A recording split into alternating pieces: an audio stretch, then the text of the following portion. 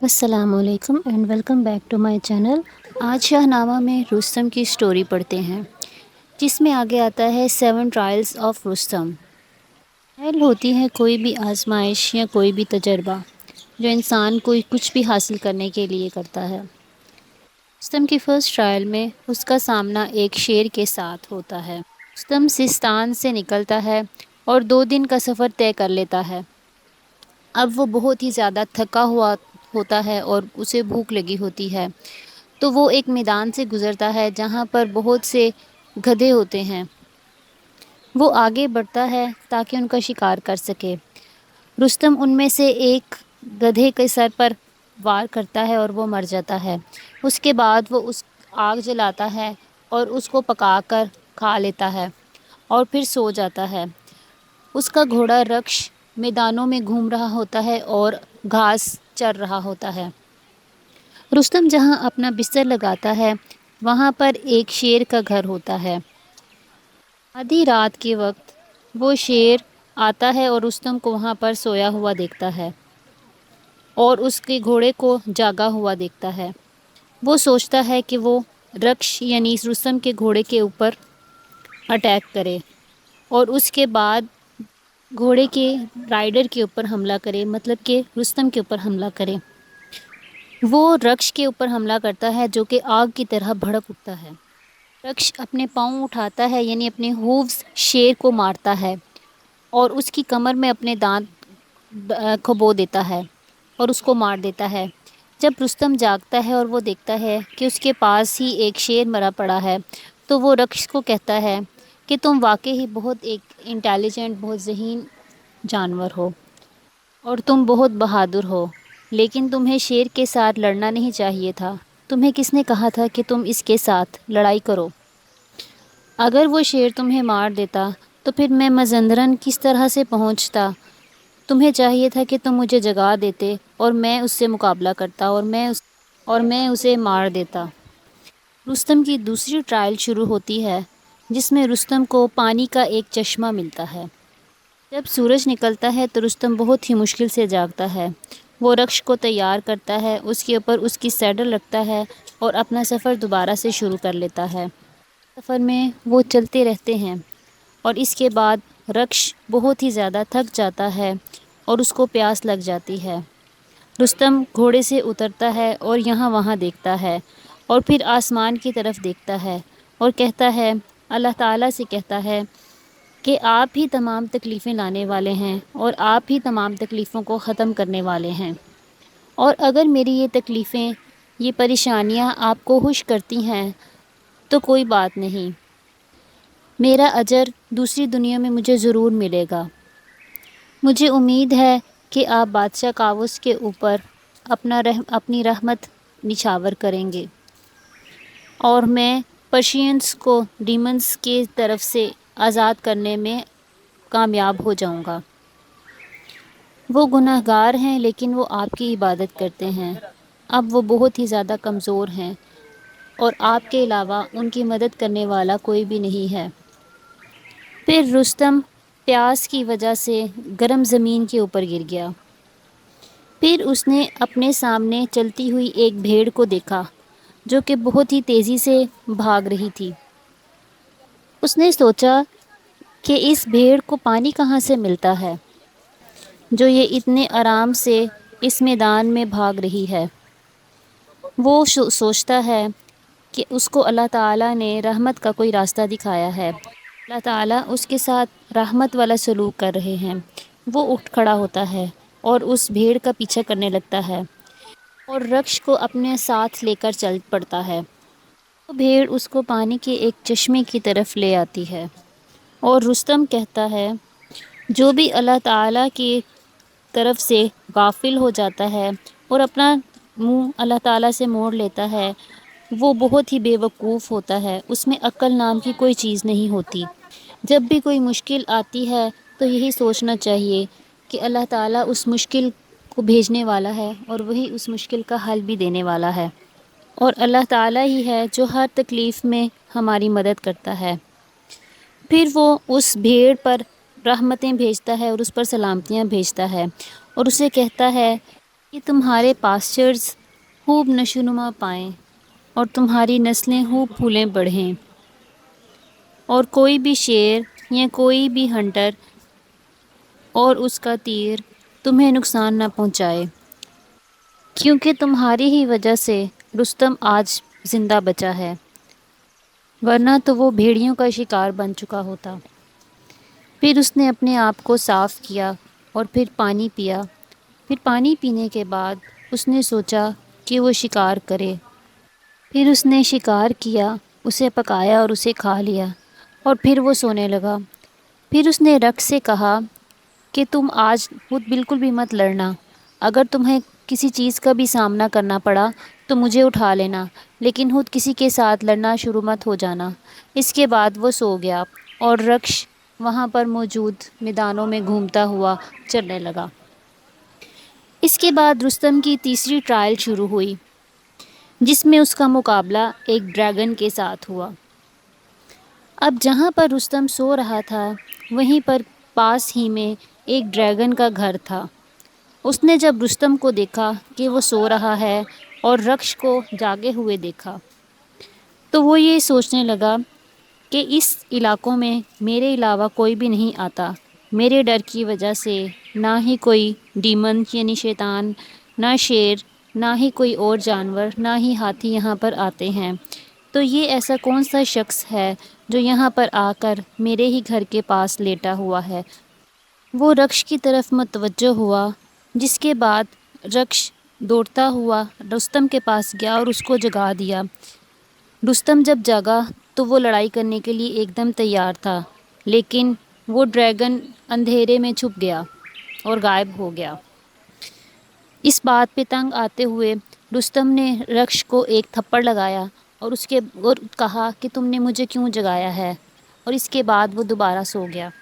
جب وہ دوبارہ سو گیا تو وہ ڈریگن دوبارہ سے نمودار ہوا اور رکش پھر سے رستم کو جگانے چلا گیا اور ڈریگن دوبارہ سے چھپ گیا۔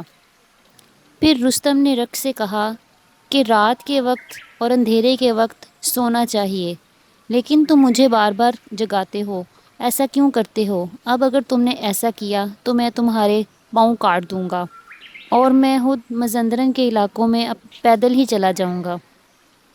اس کے بعد رستم تیسری مرتبہ سویا اور اس کے بعد دوبارہ سے وہی ڈریگن آیا اور اس نے رستم پر اٹیک کرنے کی کوشش کی۔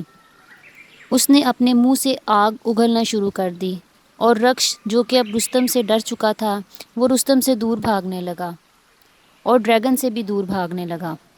لیکن رکش کو جو رستم کے ساتھ لگاؤ تھا اس کی وجہ سے وہ رستم کے طرف دوبارہ سے آیا اور زور زور سے آوازیں نکالنے لگا اور اپنے پاؤں زور سے زمین پر پٹکنے لگا۔ رستم جاگ گیا اور گھوڑے پر غصہ کرنے لگا، لیکن اس وقت روشنی ہو چکی تھی اور ڈریگن اب کہیں پر بھی چھپ نہیں سکتا تھا۔ رستم نے جب دیکھا کہ وہاں پر ایک ڈریگن موجود ہے تو اس سے لڑنے لگا۔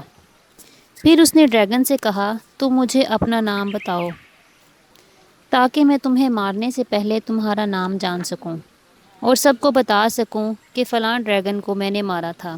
ڈریگن نے کہا کوئی بھی مجھ سے نہیں بچ سکتا، یہ تمام علاقے میرے ہیں، یہ تمام میدان میرے ہیں، حتیٰ کہ یہاں پر چیل کوے بھی نہیں آتے اور مجھ سے ڈرتے ہیں۔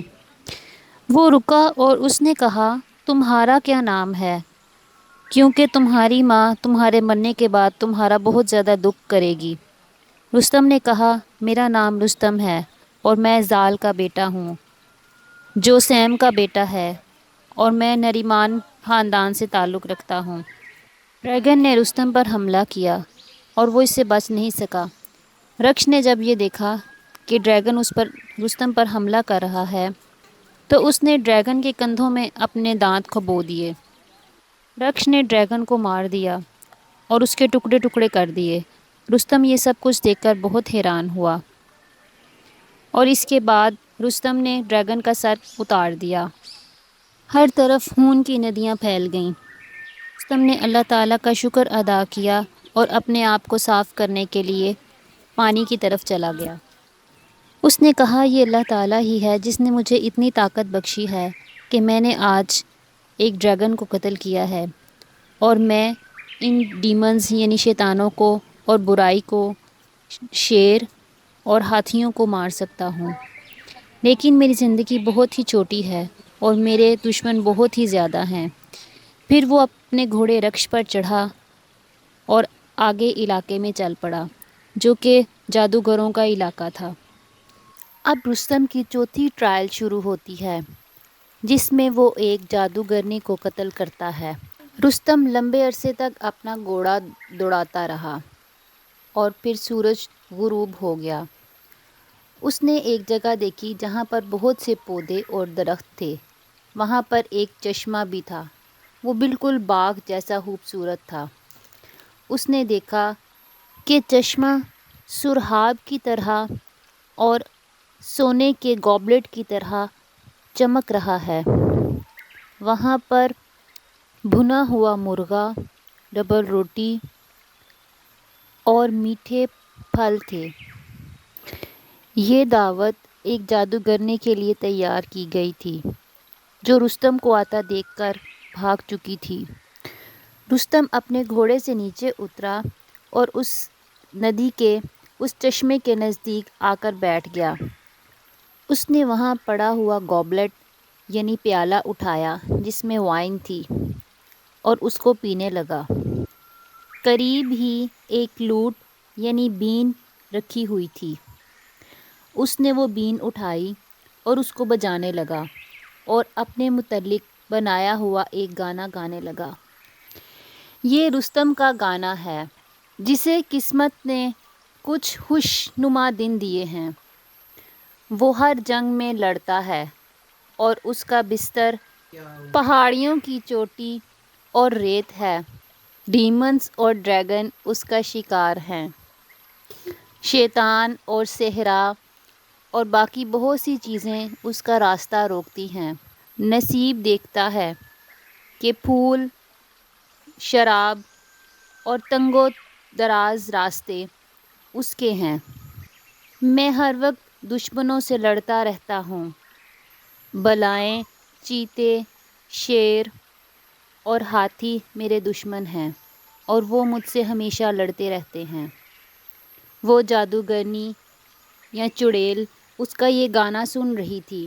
اس نے اپنے آپ کو ایک بہت ہی خوبصورت لڑکی میں تبدیل کیا، جو کہ بالکل ایک پینٹنگ جیسی دکھتی تھی۔ وہ رستم کے پاس آئی اور اس کے پاس بیٹھ گئی اور اس سے سوال کرنے لگی۔ رستم نہیں جانتا تھا کہ یہ ایک جادوگرنی ہے۔ رستم نے اللہ تعالیٰ کا شکر ادا کیا کہ مزندران کے میدانوں میں اس کو ایک لڑکی مل گئی ہے اور اس کے لیے ایک خوبصورت سا دسترخوان سجا ہوا ہے۔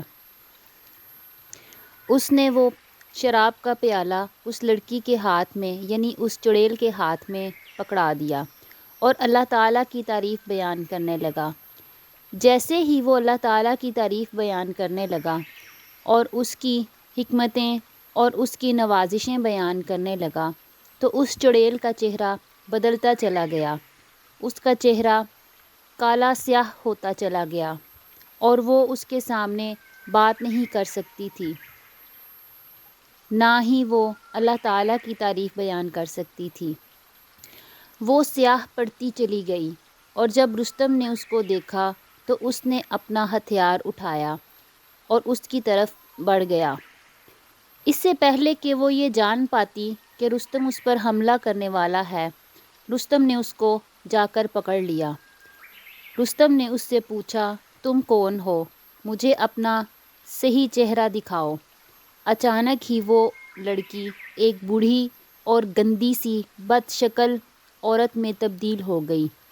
رستم نے اس کو مار دیا کہ باقی جتنے بھی جادوگر اور چڑیلیں ڈائن وہاں پر موجود تھے، وہ سب اس کو دیکھ کر بہت زیادہ خوفزدہ ہو گئے۔ اس کے بعد رستم کی 5ویں ٹرائل شروع ہوئی، جس میں اس نے اولاد کو پکڑ لیا۔ رستم نے اپنا سفر دوبارہ شروع کیا، اپنا گھوڑا آگے دوڑاتے ہوئے، یہاں تک کہ وہ ایک اندھیرے والی جگہ پر پہنچ گیا۔ رات کے وقت وہاں پر چاند کی روشنی تھی اور نہ ہی ستارے تھے۔ اسی لیے رستم نے گھوڑے کی لگام چھوڑ دی، وہ کچھ بھی نہیں دیکھ سکتا تھا۔ پھر سورج نمودار ہوا اور ہر جگہ روشن ہو گئی اور وہ زمین ہری بھری نظر آنے لگی۔ وہاں پر ندیاں بھی بہتی دکھائی دینے لگیں۔ رستم کو بہت پسینہ آنے لگا تھا۔ اس کا ہیلمٹ اور اس کے کپڑے بھیگ چکے تھے، اس لیے اس نے اپنے ہیلمٹ اور کپڑوں کو اتارا اور پھر آرام کرنے لگا۔ اس نے رکش کو چھوڑ دیا تاکہ وہ ان میدانوں میں جا کر گھاس چر لے اور خود آرام کرنے لگا۔ جب اس کے کپڑے سوکھ گئے تو اس نے دوبارہ سے وہ کپڑے پہنے اور دوبارہ لیٹ گیا۔ لیکن ایک آدمی جو وہاں پر جانوروں کو اس کھیت سے دور رکھتا تھا، اس نے رکش کو ان میدانوں میں گھومتا ہوا اور گھاس چرتے ہوئے دیکھ لیا۔ وہ اس کی طرف آیا اور رستم کو سوئے ہوئے پایا اور اس کو اپنی چھڑی کے ساتھ جگا دیا اور رستم پر چلانے لگا۔ اس کو کہنے لگا کہ تم نے اپنے گھوڑے کو یہاں پر کسی دوسرے کے علاقے میں چرنے کے لیے کیوں چھوڑ دیا ہے؟ رستم کو اس کی بات پر بہت غصہ آیا۔ وہ اٹھ کھڑا ہوا اور اس آدمی کے کانوں کو پکڑ لیا اور اس کے کان مروڑنے لگا اور کان مروڑتے مروڑتے اس کے کان اکھیڑ دیے۔ اس آدمی نے اپنے کان زمین پر سے اٹھائے اور چیختا چلاتا چلا گیا۔ اس علاقے کے مالک کا نام اولاڈ تھا۔ وہ بہت ہی بہادر آدمی تھا۔ یہ آدمی اس کا نوکر تھا۔ یہ نوکر اولاڈ کے پاس روتا ہوا گیا اور اپنے کان اپنے ہاتھوں میں اٹھائے ہوئے لے گیا۔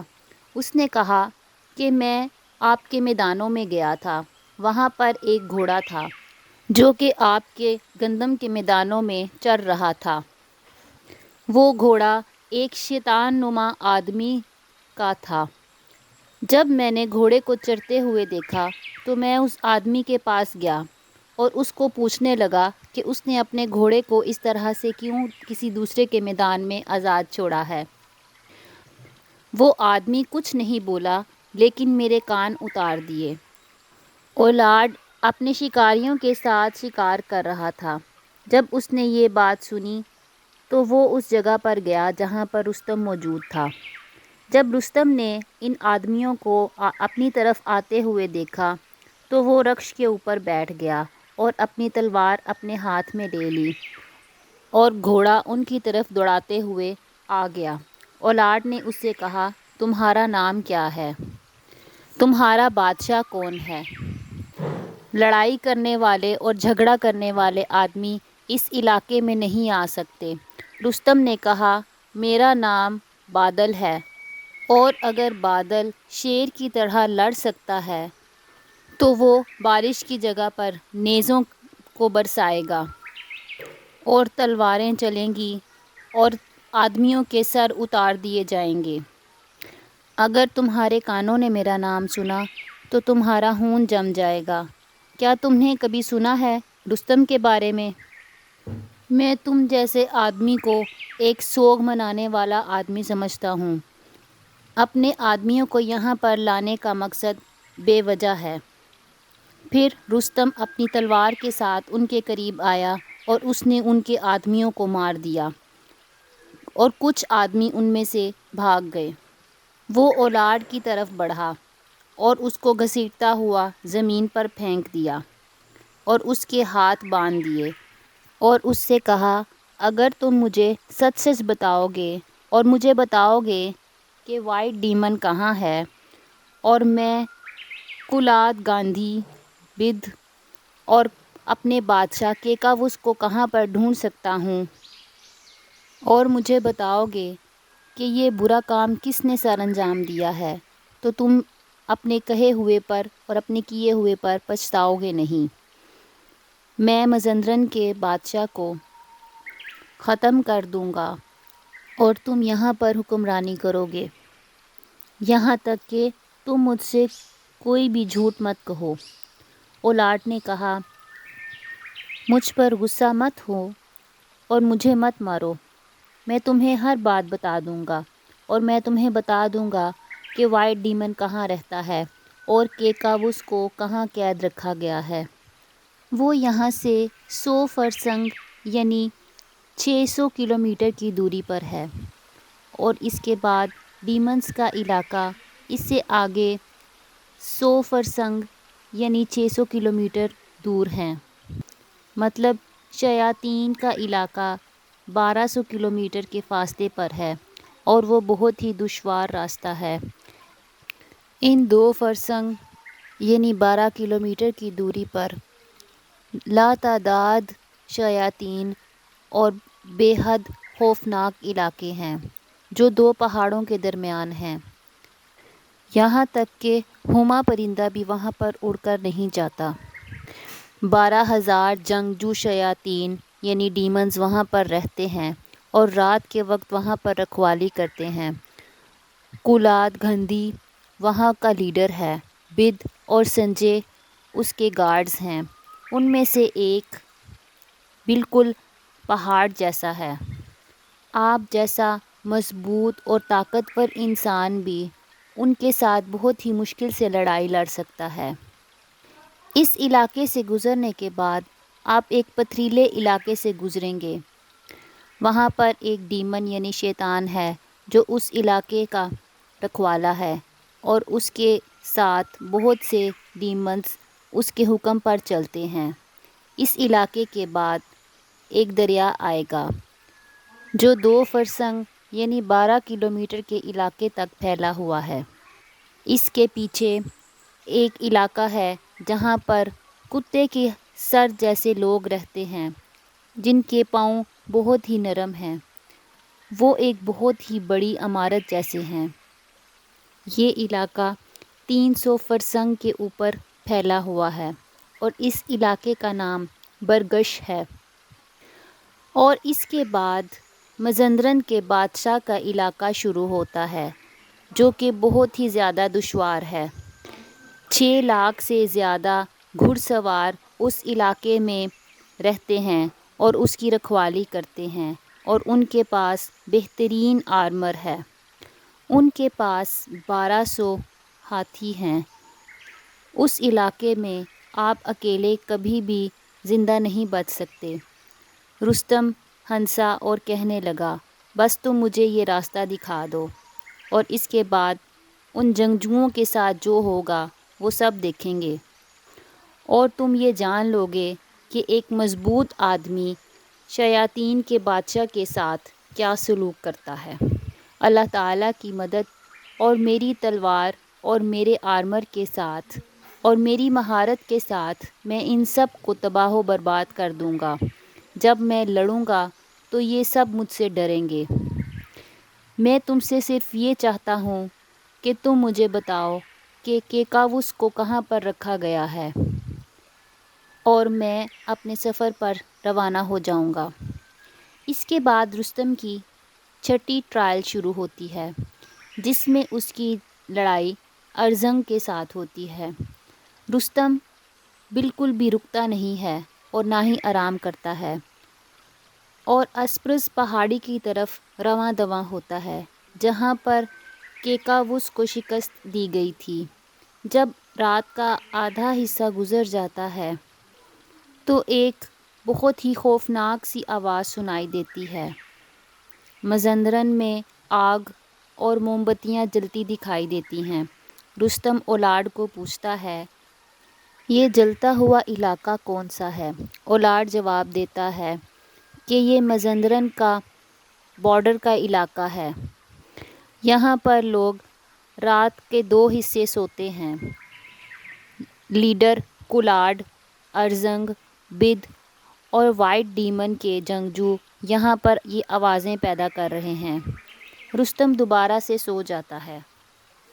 صبح کے وقت رستم نے اولاد کو ایک درخت کے ساتھ باندھا اور خود مزندرن کی طرف روانہ ہو گیا اور اپنی جیت کے لیے اسکیمز بنانے لگا۔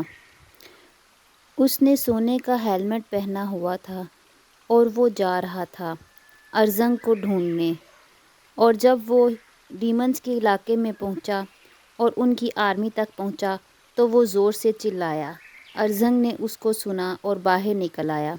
رستم نے اسے دیکھا اور اپنا گھوڑا اس کی طرف دوڑا دیا اور اسے پکڑ لیا اور اس کے ہاتھ اور اس کے کانوں سے اس کو پکڑ کر اس ڈیمن کا سر اکھیڑ دیا اور اسے باقی ڈیمنز یعنی شیاطین کے آگے پھینک دیا۔ یہ سب دیکھ کر وہ سب بھاگ گئے۔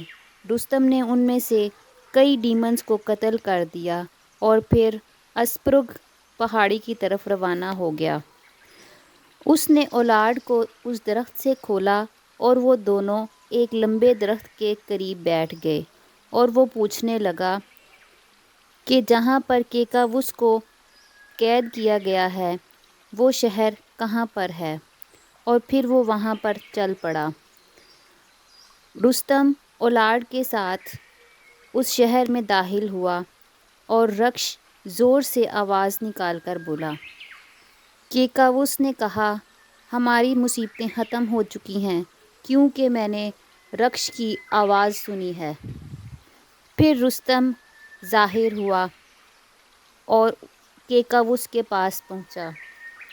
پرشینز رستم کے ارد گرد جمع ہو گئے اور اس کو پوچھنے لگے کہ اس کا سفر کیسا گزرا ہے۔ کیکاوس نے اس سے زال کے متعلق پوچھا اور کہا، رکش کو ان جادوگروں کے علاقوں میں بالکل نظر نہیں آنا چاہیے۔ اگر وائٹ ڈیمن نے اس کو دیکھ لیا اور ارزنگ کی موت کے بارے میں اس کو پتہ چل گیا تو ہم سب مصیبت میں آ جائیں گے۔ وائٹ ڈیمن کے پاس جاؤ اور اپنی تلوار اور اپنے تیروں کا استعمال کرتے ہوئے اس کا قتل کر دو۔ اللہ تمہیں اس چیز میں کامیاب کرے۔ تمہیں 7 پہاڑیاں پار کرنی ہوں گی اور بہت سے شیاطین کا مقابلہ کرنا پڑے گا۔ تمہیں بہت خوفناک غاریں دکھیں گی جن کے سامنے بہت سے شیاطین موجود ہوں گے۔ وہ وائٹ ڈیمن کا گھر ہوگا۔ اگر تم اس کو مار دو تو یہ سب کچھ تباہ ہو جائے گا۔ ہم سب کی آنکھیں اندھی ہو چکی ہیں اور مجھے ایک حکیم نے بتایا ہے کہ ہماری آنکھوں کا علاج وائٹ ڈیمن کے خون اور دماغ سے بنی ہوئی ایک بام ہے۔ اگر ہم اس بام کے 3 قطرے اپنی آنکھوں میں ڈالیں گے تو ہمارا اندھیرا ختم ہو جائے گا اور ہم دوبارہ دیکھ سکیں گے۔ جانے سے پہلے رستم نے پرشیا کے قیدیوں سے کہا کہ آپ لوگ چوکنے رہیں۔ اگر مجھے شکست ہو گئی اور میں وائٹ ڈیمن کو نہ مار سکا تو آپ اس مشکل میں بہت لمبا عرصہ رہیں گے، اور اگر اللہ تعالیٰ نے مجھے کامیابی عطا کی تو پھر آپ سب اپنے گھروں کو جا سکیں گے اور اپنے تخت اور اپنے تاج سنبھالیں گے۔ اب رستم کی 7ویں ٹرائل شروع ہوتی ہے جس میں اس کا مقابلہ وائٹ ڈیمن سے ہے۔ رستم اب لڑائی کے لیے روانہ ہو جاتا ہے۔ جب وہ 7 پہاڑیوں پر پہنچ جاتا ہے تو وہ دیکھتا ہے کہ وہاں بہت سے ڈیمنز یعنی شیاطین ہیں۔ رستم اولاد سے کہتا ہے، تم نے صحیح کہا تھا، اب مجھے ان پر قابو پانے کا اور ان سے جیتنے کا راستہ بتاؤ کہ ان سے جیتنے کا راز کیا ہے۔ اولاد نے کہا، جب سورج تپتا ہے مطلب جب دوپہر کا وقت ہوتا ہے تو ڈیمنز سو جاتے ہیں، اس وقت تم جیت سکتے ہو، لیکن تمہیں اس وقت تک انتظار کرنا ہوگا۔ ابھی تم دیکھ سکتے ہو کہ ابھی وہ آرام سے نہیں بیٹھے بلکہ وہ یہاں وہاں گھوم رہے ہیں اور پہرا دے رہے ہیں، سوائے جادوگروں کے جو آرام سے بیٹھے ہیں لیکن وہ بھی سو نہیں رہے۔ لیکن جب سورج آسمان پر ہوگا اور اپنے پورے جوبن پر ہوگا مطلب دوپہر کے وقت یہ سب سو جائیں گے۔ رستم نے ایسا ہی کیا اور اس نے دوپہر ہونے تک کا انتظار کیا۔ پھر اس نے اولاد کو باندھ دیا اور خود لڑنے کے لیے چلا گیا۔ پھر اس نے ان سب کو مار دیا جتنے بھی شیاطین اس کے راستے میں تھے۔ پھر وہ وائٹ ڈیمن کے غار میں گیا۔ وہ خوف زدہ بھی تھا اور پر امید بھی تھا۔ اس نے ایک جگہ دیکھی جو بہت ہی زیادہ اندھیری تھی اور ڈیمن وہاں پر بیٹھا ہوا تھا۔ وہ تھوڑی دیر کے لیے اس غار کے باہر کھڑا رہا، اسے کچھ دکھ نہیں رہا تھا۔ پھر وہ اس اندھیری غار میں داخل ہوا جہاں بہت اندھیرا تھا، اور وائٹ ڈیمن وہاں پر بیٹھا تھا جو برف کی طرح چمک رہا تھا، اور وہ بہت ہی بڑا تھا۔ اس نے رستم کو دیکھا اور اس پر حملہ کر دیا۔ اس ڈیمن نے ہیلمٹ اور آرمر پہنا ہوا تھا۔ رستم نے سوچا کہ اب شاید وہ اس سے نہیں بچ سکتا، لیکن اس نے اس ڈیمن کے اوپر حملہ کیا اور اس کی ٹانگ کو زخمی کر دیا۔ لیکن اس ڈیمن نے دوبارہ سے حملہ کیا اور دونوں ایک شیر اور ہاتھی کی طرح لڑنے لگے۔ ان دونوں نے ایک دوسرے کو چیر پھاڑ دیا، اور پھر رستم نے سوچا اگر میں آج اس سے بچ جاؤں تو میں ہمیشہ زندہ رہوں گا، اور وائٹ ڈیمن نے سوچا اگر میں بچ گیا تو میرے پاس مزندران میں کوئی بھی اتھارٹی نہیں رہے گی۔ پھر رستم نے ڈیمن کو پکڑا اور اس کو زور سے زمین پر پھینک دیا۔ اس نے اپنا خنجر اس کے اندر کھبو دیا اور اس کا دل نکال دیا۔ رستم اس غار سے باہر آیا اور اس نے اولاد کو آزاد کر دیا۔ اس نے ڈیمن کا کلیجہ اولاد کو تھمایا اور وہ دونوں کیکاوس کے پاس چلے گئے۔ اولاد نے رستم سے کہا تم ایک شیر ہو اور تم نے دنیا کو فتح کیا ہے، تم نے مجھے انعام کی امید دی ہے اور میں اب تم سے انعام مانگتا ہوں۔ میں جانتا ہوں کہ تم اپنا وعدہ نہیں توڑو گے۔ رستم نے جواب دیا کہ میں مزندران کا علاقہ تمہیں دے دوں گا، لیکن یہ راستہ لمبا ہے اور دن بہت ہی مشکل ہیں۔ ہمیں مزندران کے بادشاہ پر فتح یاب ہونا ہے اور اسے گھڑے میں ڈالنا ہے اور اس کے قریب تمام شیاطین کو مارنا ہے۔ جب یہ سب کچھ ہو جائے گا تو پھر میں تمہیں اس زمین کا بادشاہ بنا دوں گا اور اپنا وعدہ نہیں توڑوں گا۔ پھر وہ کیکاوس کے پاس آیا اور اس سے کہا آپ میرے بادشاہ ہیں اور آپ خوش ہو جائیے کیونکہ آپ کے دشمن کو شکست ہو چکی ہے۔ میں نے وائٹ ڈیمن کو مار دیا ہے اور اب آپ مجھے کیا حکم دیتے ہیں؟ کیکاوس نے اس کو بہت سی دعائیں دیں اور کہا تمہارا تاج ہمیشہ سلامت رہے اور تمہارا تخت کبھی بھی تم سے جدا نہ ہو، اور تم اپنے والدین کا غرور ہو۔ پھر انہوں نے بادشاہ کی آنکھوں پر وائٹ ڈیمن کا خون لگایا اور اس کی آنکھیں ٹھیک ہو گئیں اور وہ دوبارہ سے دیکھنے لگا، اور بادشاہ مزندران کا بادشاہ بن گیا۔ اس کے ساتھ رستم، فریبرز، گودرز، گیو، روحام، گورگن اور بہرام بھی تھے۔ ان سب نے ایک ہفتے تک خوشیاں منائیں۔ پھر 8ویں دن یہ لوگ اپنے ہتھیاروں کے ساتھ مزندران کی طرف روانہ ہو گئے۔ یہ سب شہر میں داخل ہوئے اور بادشاہ کیکاوس نے اپنا ایک آدمی ایک میسنجر کے طور پر مزندران کے بادشاہ کی طرف روانہ کرنے کا سوچا۔ سب لوگ اس بات پر راضی ہو گئے کہ مزندران کے بادشاہ کی طرف ایک پیغام رساں بھیجا جائے۔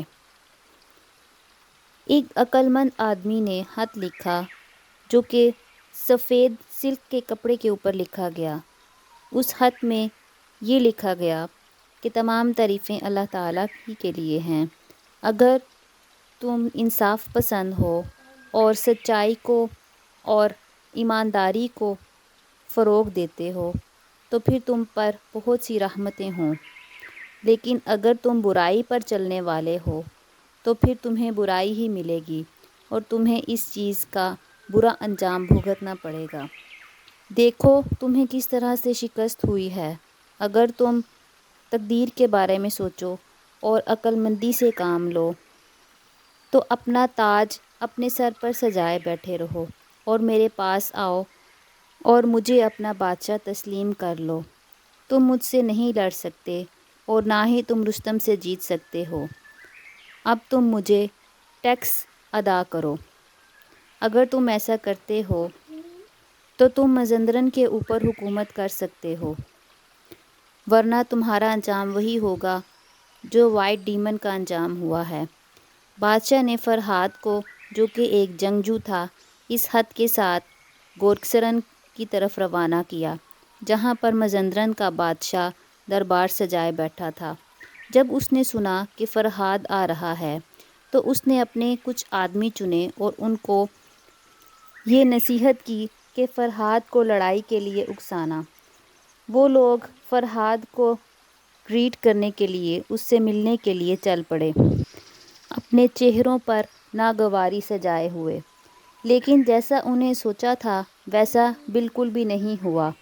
ان میں سے ایک نے فرہاد کا ہاتھ پکڑا اور اس کو زور سے دبایا، لیکن فرہاد بالکل بھی اس بات پر ہلا نہیں، اسے کوئی تکلیف کا احساس نہیں ہوا۔ وہ فرہاد کو اپنے بادشاہ کی طرف لے گئے، جس نے اس سے کیکاوس کے متعلق پوچھا اور اس کی جرنی یعنی اس کے سفر کے متعلق پوچھا۔ اس کے بعد فرہاد نے وہ خط اس کو پکڑا دیا اور پڑھنے والے نے وہ خط پڑھا۔ جب بادشاہ نے رستم اور وائٹ ڈیمن کی لڑائی کے متعلق سنا تو اس کی آنکھیں لال ہو گئیں اور وہ سوچنے لگا کہ میری نیندیں اس رستم کی وجہ سے تباہ و برباد ہو جائیں گی۔ پھر ان سب نے ارزنگ اور وائٹ ڈیمن اور کولاد گاندھی اور بدھ کا سوگ منایا اور ان پر افسردہ ہوئے، اور بادشاہ کیکاوس کی طرف جواب روانہ کیا اور کہا، تم یہ سوچتے ہو کہ تم مجھے اپنی دھمکیوں سے ڈرا لو گے؟ تمہارا تاج اور تخت میرے تخت جیسا بالکل بھی نہیں ہے۔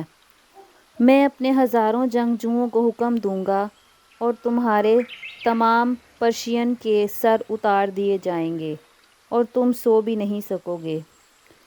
ہر طرف صرف جنگ ہی ہوگی۔ جب فرہاد نے یہ سب کچھ سنا تو وہ ایک پل کے لیے بھی وہاں پر نہیں رکا۔ اس نے خط لکھا جانے کا انتظار بھی نہیں کیا۔ وہ اپنے گھوڑے پر بیٹھا اور پرشیا کے بادشاہ کی طرف چلا گیا اور اسے ساری بات بتا دی۔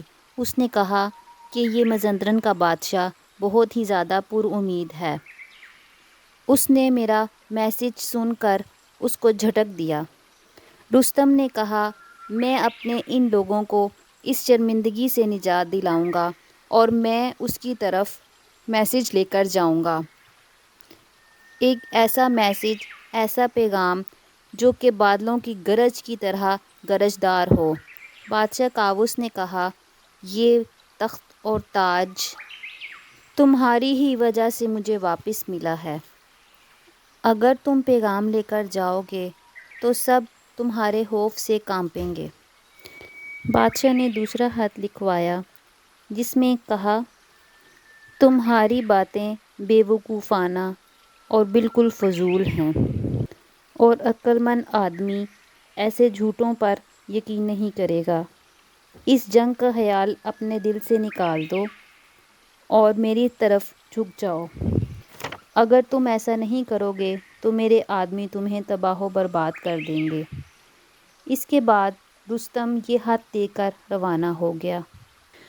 جب وہ مزندران کے قریب پہنچا تو مزندران کے بادشاہ کے لوگوں نے اسے بتایا کہ ایک بادشاہ کیکاوس نے ایک اور پیغام رساں بھیجا ہے جو بالکل شیر کی طرح ہے۔ بادشاہ نے اپنے کمانڈرز کو اس میسنجر کو ریسیو کرنے کے لیے بھیجا۔ جب رستم نے ان سب کو دیکھا تو اس نے سڑک کے کنارے ایک بڑا سا درخت اکھیڑ دیا اور اس کو اپنی مٹھی میں پکڑ لیا۔ یہ لوگ یہ سب کچھ دیکھ کر حیران رہ گئے۔ پھر رستم نے اس درخت کو نیچے رکھ دیا اور ان کی طرف پہنچا۔ انہوں نے اس کو سلام کیا اور ان میں سے ایک آدمی نے رستم کا ہاتھ پکڑا اور اس کو زور سے دبایا، لیکن اس بات پر رستم مسکرایا اور یہ تمام گروہ اس کو گھورنے لگا۔ پھر رستم نے اس آدمی کا ہاتھ دبایا اور وہ آدمی پیلا پڑ گیا اور بے ہوش ہو گیا اور اپنے گھوڑے سے نیچے گر گیا۔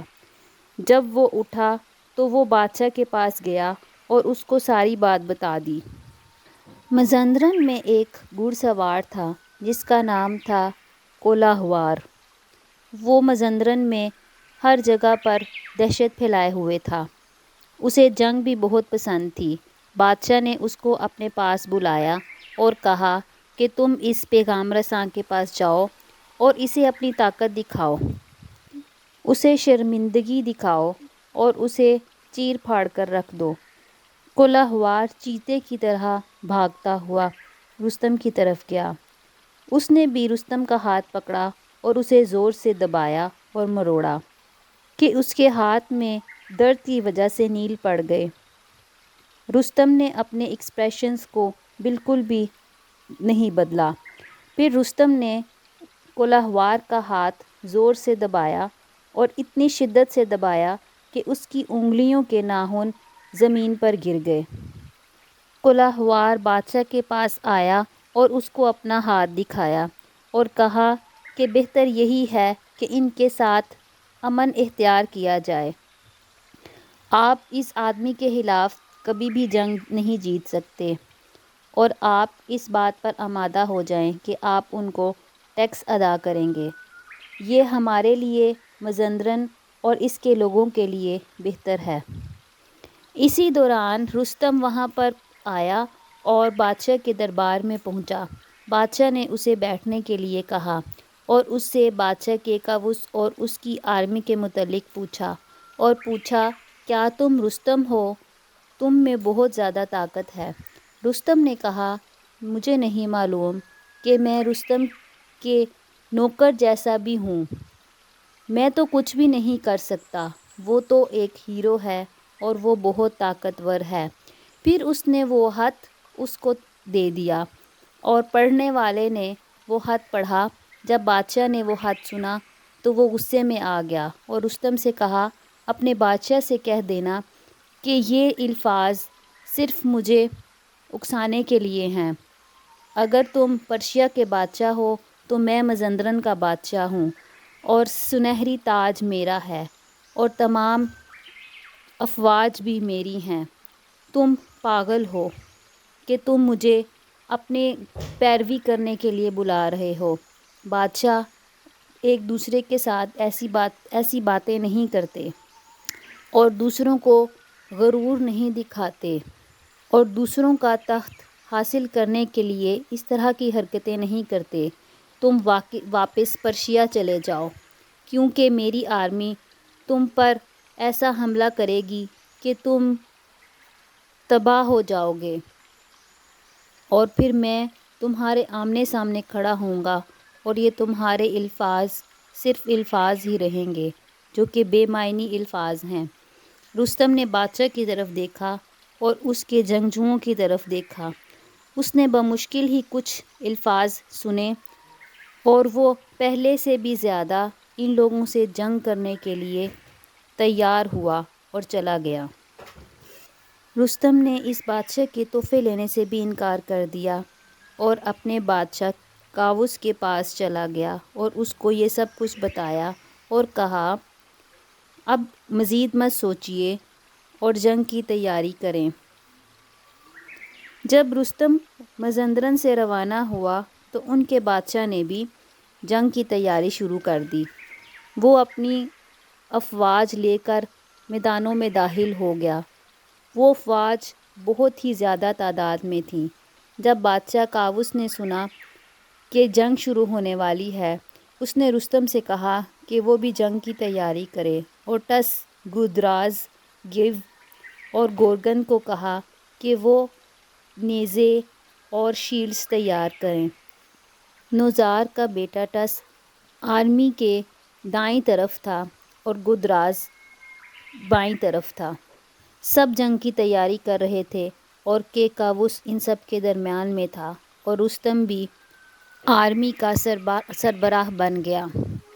ایک آدمی جس کا نام جویان تھا وہ مزندرن کی افواج میں شامل تھا۔ وہ بہت ہی بڑا سا میز اٹھاتا تھا اور بہت ہی زیادہ طاقتور اور اچھا لڑائی کرنے والا آدمی تھا۔ وہ پرشیا کی افواج کے سامنے آیا اور زور سے چلایا، کون مجھ سے لڑائی کرے گا؟ بادشاہ کاووس نے اپنے پرشین آرمی کی طرف دیکھا اور کہا، کیا تم لوگوں کو شرم نہیں آتی کہ تم اس کی بات کا جواب نہیں دے رہے؟ تم لوگوں کے دل اس کی آواز سے کانپنا شروع ہو گئے ہیں۔ کسی نے بھی جواب نہیں دیا کیونکہ وہ سب جیان سے ڈرے ہوئے تھے۔ پھر رستم بادشاہ کے پاس آیا اور اس سے کہا کہ مجھے حکم دیجیے اور مجھے اس سے لڑائی کرنے دیجیے۔ بادشاہ نے کہا کہ پرشیا کی افواج تو پہلے ہی اس سے ڈری ہوئی ہیں اور وہ اس سے لڑنا نہیں چاہتی۔ یہ تمہارا ہے، تم اس سے مقابلہ کرو۔ رستم آگے بڑھا اور اس سے لڑائی کرنا شروع ہوا۔ اس نے جویان کو آواز دی اور کہا، تم گندے اور برے آدمی، تمہارا نام ان جنگجوؤں کی لسٹ میں سے مٹ جائے گا۔ جویان نے جواب دیا، اتنے بھی پر امید نہ ہو۔ جب تم میرے سامنے آؤ گے تو تمہاری ماں کا دل ٹوٹ جائے گا۔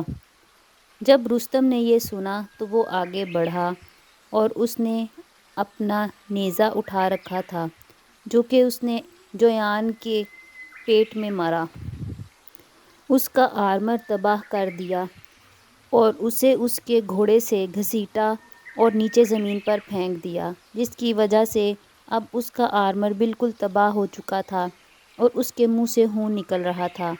مزندران کے جنگجوؤں نے جب یہ دیکھا تو ان کے دل کانپنے لگے اور ان کے چہروں پر خوف نظر آنے لگا اور سب رستم کی باتیں کرنے لگے۔ مزندران کے بادشاہ نے کہا، بہادر بنو اور لڑو۔ اس کے بعد جنگ شروع ہو گئی۔ شیاطین کی چیخیں، اندھیرا، گھوڑوں کی آوازیں تمام میدانوں میں گونجنے لگیں۔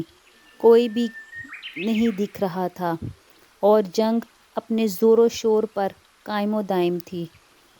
ہتھیاروں کے ٹکرانے کی آوازیں آ رہی تھیں اور ہر طرف خون بکھرا پڑا تھا۔ زمین پر ہر طرف خون ہی خون تھا، جیسے کہ کوئی خون کی ندی ہو۔ یہ لڑائی پورے ایک ہفتے تک چلتی رہی اور 8ویں دن بادشاہ کاووس نے دعا کی اور وہ بہت گڑ گڑایا اور کہا کہ اے اللہ، آپ ہی فتح دلاتے ہیں اور آپ ہی تخت اور تاج دیتے ہیں۔ پھر وہ اپنی افواج کے پاس آیا اور رستم بھی وہاں پر موجود تھا۔ بادشاہ کیکاووس نے ٹس کو حکم دیا کہ وہ جنگ کے ہتھی لے کر آئے اور گودرز، زنگش، شاوران، گورگن اور روہام آگے بڑھے۔ ان کے ہاتھوں میں ان کے بینر تھے۔ فرہاد، خرد، بورزن اور گیو ان کے ساتھ تھے۔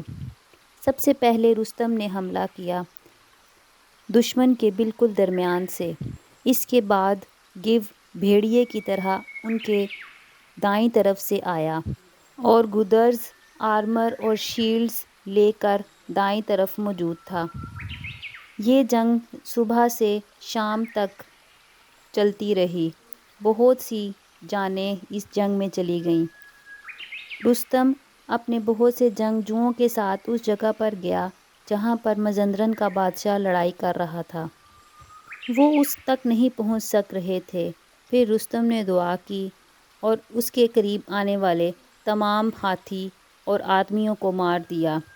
اس نے اپنے ہتھیار منگوائے اور آگے مزندران کے بادشاہ کی طرف چل پڑا اور پھر اس پر اپنے ہتھیاروں کی برسات کر دی اور اس کی کمر پر اپنا لینس یعنی اپنا ہتھیار مارا، لیکن بادشاہ نے جادو کا استعمال کیا اور اپنے آپ کو ایک پہاڑ میں تبدیل کر لیا، یعنی پتھر نما مخلوق میں بدل لیا، اور رستم یہ سب کچھ دیکھ کر حیران ہو گیا۔ کیکاووس اور اس کی آرمی وہاں پر پہنچے اور انہوں نے دیکھا کہ رستم وہاں پر کھڑا ہے اور حیران ہے۔ انہوں نے اس سے پوچھا کہ کیا ہوا ہے، تم اس طرح سے کیوں کھڑے ہو اور کس چیز کو گھور رہے ہو؟ رستم نے جواب دیا، جب میں لڑائی کر رہا تھا اور میں کامیاب ہو رہا تھا تو میں نے دیکھا کہ بادشاہ مزندرن بھاگ رہا ہے، تو میں اس کے پیچھے آیا اور اس سے لڑنے لگا اور اس کی کمر میں اپنا ہتھیار پیوست کر دیا۔ مجھے یہ خیال آیا کہ اب وہ زمین پر گر جائے گا اور مر جائے گا، لیکن اس نے اپنے آپ کو ایک گرینائٹ کے پہاڑ میں تبدیل کر لیا اور اس جنگ سے اور مجھ سے بچ گیا۔ پرشیا کی افواج کے ہر آدمی نے یہ کوشش کی کہ وہ اس گرینائٹ کی چٹان کو اٹھا سکیں جس کے اندر مزندرن کا بادشاہ موجود تھا، لیکن کوئی بھی اس کو اٹھا نہیں سکا۔ پھر رستم نے کوشش کی اور جب اس نے اس کو اپنے ہاتھوں میں لیا تو اس نے اس کو آرام سے اٹھا لیا اور اس بات پر سب حیران ہو گئے۔ وہ اس کو اٹھائے ہوئے چلا اور باقی آدمی بھی اس کے پیچھے پیچھے آنے لگے اور اس کو دعائیں دینے لگے۔ وہ اس کو اٹھا کر اپنے بادشاہ کے پیویلین یعنی علاقے کی طرف لے آیا اور اسے نیچے رکھ دیا۔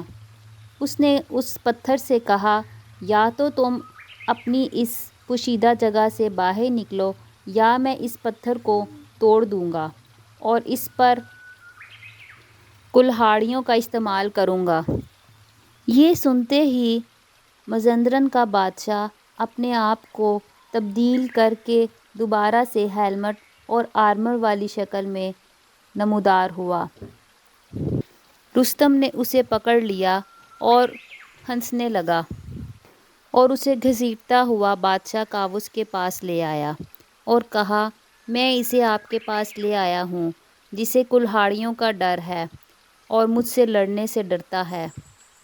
کیکاؤس نے اس کی طرف دیکھا اور سوچا کہ اس میں ایسی کوئی بھی کوالٹی نہیں ہے کہ اس کے پاس تخت اور تاج ہوں، اور پھر اسے اپنی دکھ اور تکالیف یاد آئیں جو اس کو اس بادشاہ کی وجہ سے ملی تھیں۔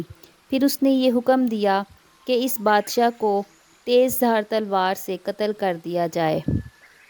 اس نے کسی کو اس بادشاہ کی جتنی بھی دولت تھی اسے لینے کے لیے دشمن کے کیمپ کی طرف روانہ کیا اور اسے جمع کرنے کے لیے کہا۔ پھر اس نے اس ساری لوٹی ہوئی دولت سے اپنے افواج کو نوازا۔ اس نے یہ حکم دیا کہ تمام شیاطین کو قتل کر دیا جائے اور وہ لوگ جو لوگوں کے دلوں میں اپنا ڈر پیدا کرتے ہیں ان کا بھی قتل کر دیا جائے۔ پھر وہ ایک ہفتے کے لیے دعا مانگنے اور نماز پڑھنے کے لیے چلا گیا۔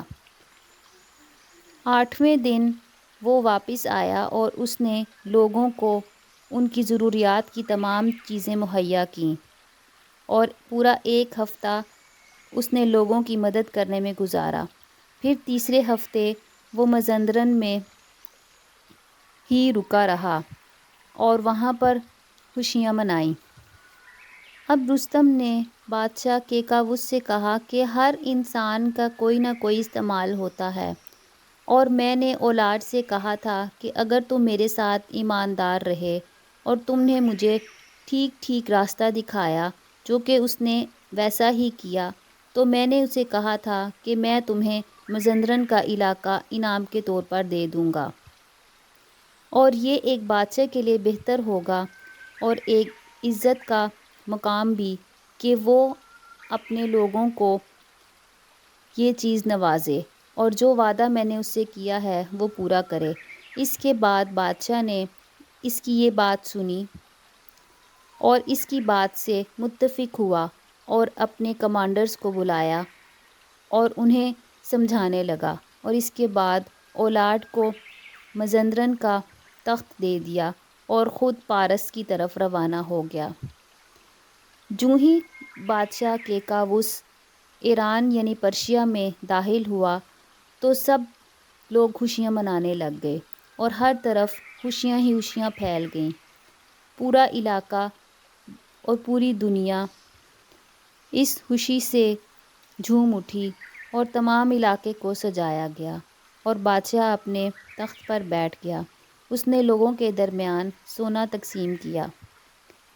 آرمی کے کمانڈرز بادشاہ کے پاس آئے رستم کو دیکھنے کے لیے۔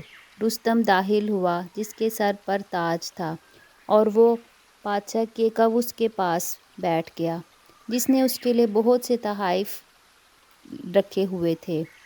ایک تخت جو کہ بہت ہی زیادہ خوبصورت تھا اور اس میں ہیرے جواہرات جڑے ہوئے تھے، سونے سے جڑے ہوئے کپڑے، بہت سے غلام، 100 کے قریب عربی گھوڑے اور 100 کے قریب اونٹ اور بہت سے سونے کے سکے رستم کو تحفے میں دیے۔ ایک لکھنے والے نے سلک کے کپڑے پر لکھا اور رستم کو سیستان کا علاقہ حکومت کرنے کے لیے دے دیا گیا۔